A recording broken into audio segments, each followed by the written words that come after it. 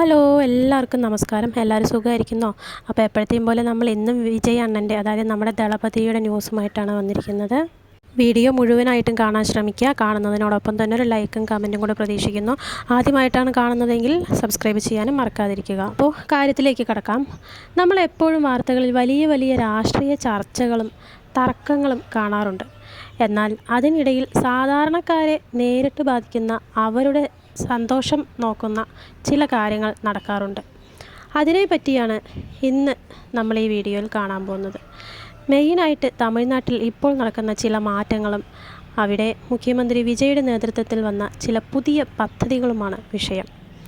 നമുക്കറിയാം, സിനിമയിൽ നിന്ന് രാഷ്ട്രീയത്തിലേക്ക് വന്ന് തമിഴ്നാടിൻ്റെ മുഖ്യമന്ത്രി കസേരയിലിരിക്കുന്ന ആളാണ് ജോസഫ് വിജയ്. അദ്ദേഹം മുഖ്യമന്ത്രിയായ ശേഷം ചെന്നൈക്ക് പുറത്ത് നടത്തുന്ന ആദ്യത്തെ വലിയൊരു ഒഫീഷ്യൽ പ്രോഗ്രാം കഴിഞ്ഞ ദിവസം കരൂരിൽ നടന്നിരുന്നു. വെറുമൊരു മീറ്റിംഗ് ആയിരുന്നില്ല അത്.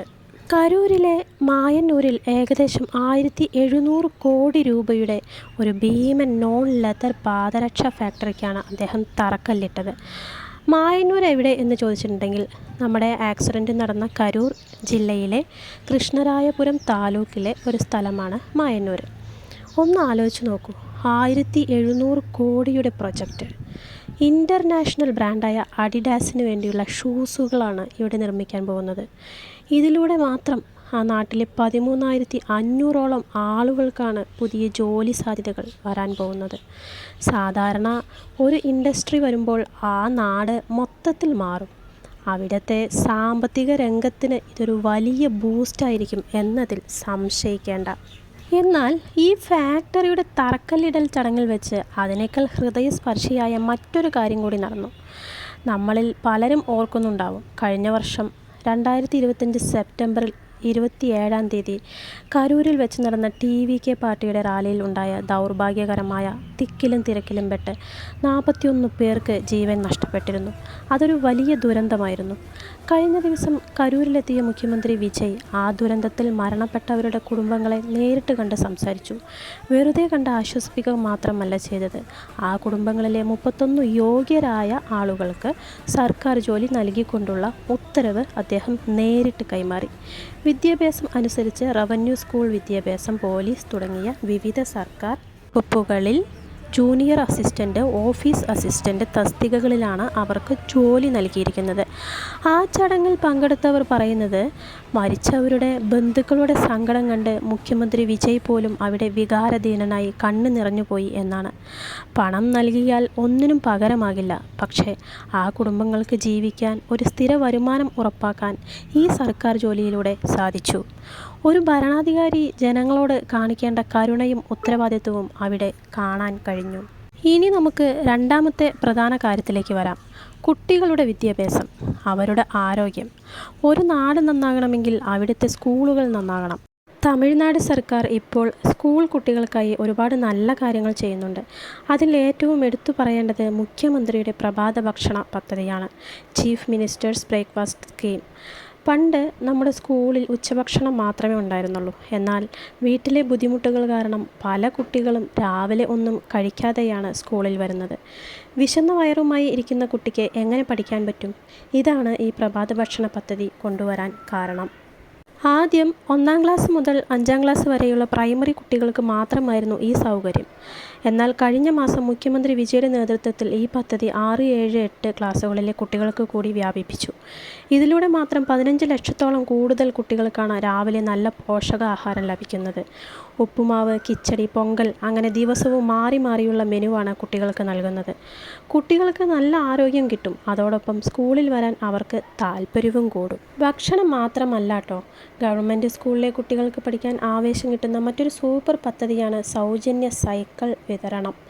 സാധാരണയായി +1 പഠിക്കുന്ന സർക്കാർ സ്കൂളിലെയും എയ്ഡഡ് സ്കൂളുകളിലെയും കുട്ടികൾക്കാണ് ഈ സൈക്കിൾ കൊടുക്കുന്നത്. പാവപ്പെട്ട കുടുംബങ്ങളിലെ കുട്ടികൾക്ക് ദൂരെയുള്ള സ്കൂളുകളിലേക്ക് വരാൻ ഇത് വലിയൊരു സഹായമാണ്. ഈ വർഷം ഗവൺമെൻറ് ഒരു മാറ്റം വരുത്തിയിട്ടുണ്ട്. കുട്ടികൾക്ക് കൂടുതൽ ഇഷ്ടപ്പെടുന്ന രീതിയിൽ നല്ല മൾട്ടി കളർ ഡിസൈനിലുള്ള മോഡേൺ സൈക്കിളുകളാണ് ഇനി കൊടുക്കാൻ പോകുന്നത്. ഒന്ന് ആലോചിച്ച് നോക്കൂ, രാവിലെ സ്കൂളിൽ വന്നാൽ നല്ല ചൂടുള്ള പ്രഭാത ഭക്ഷണം, ഉച്ചയ്ക്ക് നല്ല പോഷകാഹാരം, സ്വന്തമായി ഓടിക്കാൻ ഒരു സൈക്കിളും, ഒരു സാധാരണക്കാരന് തൻ്റെ കുട്ടിയെ ധൈര്യമായി തമിഴ്നാട്ടിലെ സർക്കാർ സ്കൂളിൽ വിടാം. ഒരു വശത്ത് വലിയ ഫാക്ടറികൾ കൊണ്ടുവന്ന് നാടിനെ വികസിപ്പിക്കുന്നു, ദുരന്തത്തിൽപ്പെട്ടവർക്ക് ജോലി നൽകി കൈപിടിച്ചുയർത്തുന്നു. മറുവശത്ത് കുട്ടികളുടെ ഭാവി സുരക്ഷിതമാക്കുന്നു. ഇതൊക്കെ തന്നെയാണ് ഒരു നല്ല ഭരണത്തിൻ്റെ ലക്ഷണം. ഈ നല്ല മാറ്റങ്ങൾ തമിഴ്നാട്ടിൽ മാത്രമല്ല, എല്ലായിടത്തും ഉണ്ടാകട്ടെ എന്ന് നമുക്ക് ആശംസിക്കാം.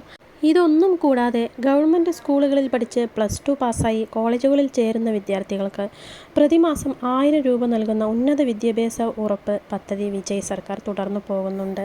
ഇതൊന്നും കൂടാതെ കുടുംബത്തിൽ നിന്ന് ആദ്യമായി കോളേജിൽ പഠിക്കാൻ പോകുന്ന കുട്ടികൾക്കായി ഒരു പ്രത്യേക ആകർഷകമായ പാക്കേജ് മുഖ്യമന്ത്രി വിജയ് ഉടൻ പ്രഖ്യാപിക്കുമെന്ന് സർക്കാർ അറിയിച്ചിട്ടുണ്ട്. പണമില്ലാത്തതിൻ്റെ പേരിൽ ആരും ഉന്നത വിദ്യാഭ്യാസം ഉപേക്ഷിക്കരുത് എന്നതാണ് ഇതിൻ്റെ ലക്ഷ്യം. സാമ്പത്തികമായി പിന്നോക്കം നിൽക്കുന്നതും എന്നാൽ പഠിക്കാൻ മിടുക്കരുമായ വിദ്യാർത്ഥികൾക്ക് ഹയർ സ്റ്റഡീസിന് വേണ്ടി 20 ലക്ഷം രൂപ വരെയുള്ള വിദ്യാഭ്യാസ വായ്പകൾ എളുപ്പത്തിൽ ലഭ്യമാക്കുമെന്ന് TVK അവരുടെ മാനിഫെസ്റ്റോയിലൂടെ ഉറപ്പു നൽകിയിട്ടുണ്ട്. അതായത് 20 ലക്ഷം പലിശയില്ലാത്ത എഡ്യൂക്കേഷൻ ലോൺ പഠിക്കാൻ ഹയർ സ്റ്റഡീസിന് പോകുന്ന കുട്ടികൾക്ക് കൊടുക്കുന്നുണ്ട്. കൂടാതെ ഗ്രാമീണ മേഖലയിലുള്ള മിടുക്കരായ കുട്ടികൾക്ക് +2വിന് ശേഷവും മികച്ച രീതിയിൽ പഠിക്കാൻ സൗജന്യ താമസ സൗകര്യമുള്ള 100ഓളം കാമരാജർ സ്കൂളുകൾ, ഹോസ്റ്റലുകൾ ബ്ലോക്ക് അടിസ്ഥാനത്തിൽ നിർമ്മിക്കാനും പ്ലാനുണ്ട്. അതുകൂടാതെ +2വിന് ശേഷം ഏത് കോഴ്സ് തിരഞ്ഞെടുക്കണം, കോളേജ് അഡ്മിഷൻ എങ്ങനെ നേടണം, സ്കോളർഷിപ്പുകൾക്ക് എങ്ങനെ അപേക്ഷിക്കണം എന്നതിനെപ്പറ്റിയെല്ലാം ഗവൺമെൻറ് എയ്ഡഡ് സ്കൂളുകളിലെ ലക്ഷക്കണക്കിന് കുട്ടികൾക്ക് കൃത്യമായ ഗൈഡൻസ് നൽകാൻ സർക്കാർ ഇപ്പോൾ പ്രത്യേക മിഷൻ മോഡ് പ്രോഗ്രാമുകൾ നടത്തുന്നുണ്ട്. രാഷ്ട്രീയത്തിൽ വരുന്നതിന് മുൻപ് തന്നെ വിജയ് വ്യക്തിപരമായി ചെയ്തു പോരുന്ന ഒന്നാണ് 10ാം ക്ലാസ്സിലെയും +2ലെയും ടോപ്പർമാരെ ആദരിക്കുന്ന ചടങ്ങ്. സംസ്ഥാനത്തെ എല്ലാ മണ്ഡലങ്ങളിലെയും മിടുക്കരായ കുട്ടികൾക്ക് അദ്ദേഹം ക്യാഷ് പ്രൈസുകളും ഉന്നത വിദ്യാഭ്യാസത്തിനുള്ള സ്കോളർഷിപ്പുകളും നേരിട്ട് നൽകാറുണ്ടായിരുന്നു. ഒരു നാട് വികസിക്കേണ്ടത് വെറും കെട്ടിടങ്ങൾ കൊണ്ടല്ല സുഹൃത്തുക്കളെ, അവിടുത്തെ സാധാരണക്കാരൻ്റെ ജീവിത നിലവാരം ഉയരുമ്പോഴാണ് ആ നാട് വികസിക്കുന്നത്.